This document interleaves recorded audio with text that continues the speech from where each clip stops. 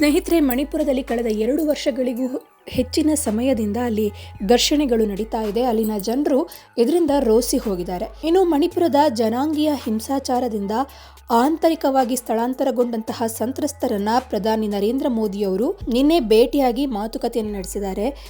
ಈ ವೇಳೆ ತಾವು ಎದುರಿಸಿದ ಕಷ್ಟಗಳನ್ನು ಹೇಳಿಕೊಂಡು ಸ್ಥಳೀಯರು ಹಾಗೆ ವಿದ್ಯಾರ್ಥಿಗಳು ಬಿಕ್ಕಿ ಬಿಕ್ಕಿ ಹತ್ತಿದ್ದಾರೆ. ನಮ್ಮ ಪರಿಸ್ಥಿತಿಯನ್ನು ನೋಡಿ ನರೇಂದ್ರ ಮೋದಿಯವರೇ ಅಂತ ಹೇಳಿಬಿಟ್ಟು ಒಂದು ರೀತಿಯಲ್ಲಿ ಅವರ ಎದುರು ಅವರ ಕಣ್ಣೀರು ಸ್ಫೋಟಗೊಂಡಿದೆ ಅಂತಲೇ ಹೇಳಬಹುದು.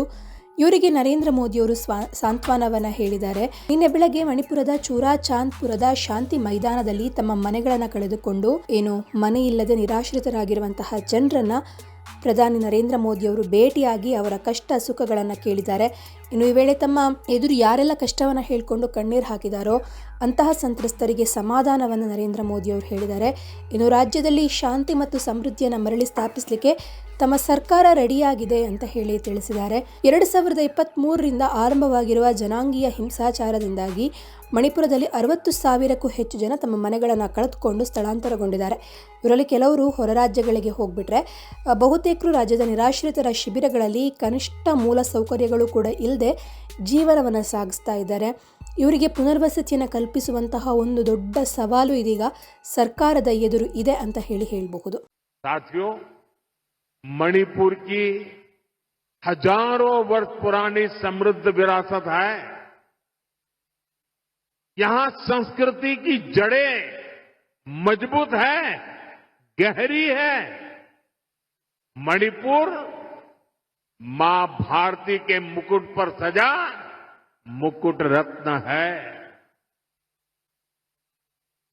इसलिए हमें मणिपुर की विकासवादी छवि को निरंतर मजबूत करना है.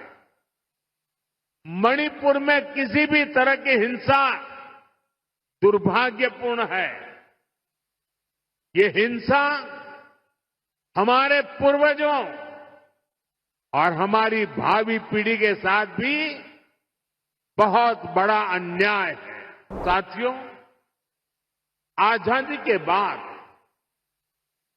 देश के पश्चिमी और दक्षिणी हिस्से के बड़े शहरों में विकास हुआ, वहां सपने पले, नौजवानों को नए मौके मिले. अब 21वीं सदी का ये समय ईस्ट का है, नॉर्थ ईस्ट का है. इसलिए मणिपुर के विकास को भारत सरकार ने निरंतर प्राथमिकता दी है. इसी का परिणाम है कि मणिपुर की विकास दर लगातार बढ़ रही है. 2014 से पहले मणिपुर की विकास दर 1% से भी कम थी, 1% भी नहीं थी. अब मणिपुर पहले से कई गुना तेजी से आगे बढ़ रहा है. साथियों, मणिपुर में शांति और स्थिरता आए, यहां के लोगों के हित सुरक्षित रहे, जो कैंपों में रहने को मजबूर है उनका जीवन फिर पटरी पर आए, इसके लिए हमारी सरकार निरंतर काम कर रही है. सरकार द्वारा विस्थापितों के लिए 7,000 नए घर स्वीकृत किए गए हैं. हाल ही में केंद्र सरकार ने मणिपुर के लिए लगभग 3,000 करोड़ रुपए का विशेष पैकेज भी घोषित किया है. इसमें विस्थापितों की मदद के लिए 500 करोड़ रुपए से अधिक का प्रावधान किया गया है. जिन्होंने हिंसा की आंच सही है वो जल्द से जल्द सामान्य जीवन की तरफ लौटे, ये हमारी बहुत बड़ी प्राथमिकता है. मणिपुर पुलिस के लिए बना नया हेडक्वार्टर भी इसमें आपकी बहुत मदद करेगा। साथियों, मणिपुर देश का वो राज्य है जहां माताएं बहनें इकोनॉमी के फोरफ्रंट में है। ईमा कैथल की परंपरा इसका बहुत बड़ा प्रमाण है।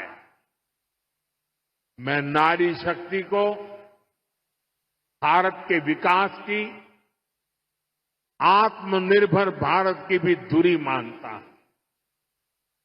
इसकी प्रेरणा हम यहां मणिपुर में देख रहे हैं।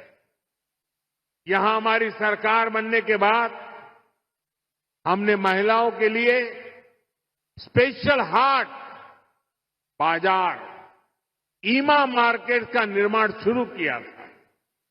मुझे खुशी है कि आज 4 ईमा मार्केट का भी उद्घाटन किया गया है। इन ईमा मार्केट से मणिपुर की बहनों को बहुत मदद मिलेगी। अभी ऑपरेशन सिंदूर में दुनिया ने भारत की सेना के सामर्थ्य को देखा है। हमारे सैनिकों ने ऐसा कहर बरपाया कि पाकिस्तान की सेना त्राही त्राही करने लगी।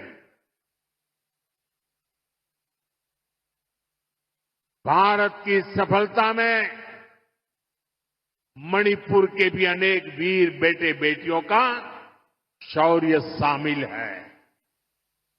ऐसे ही हमारे एक जांबाज शहीद दीपक किंगखम के शौर्य को मैं आज नमन करता हूं।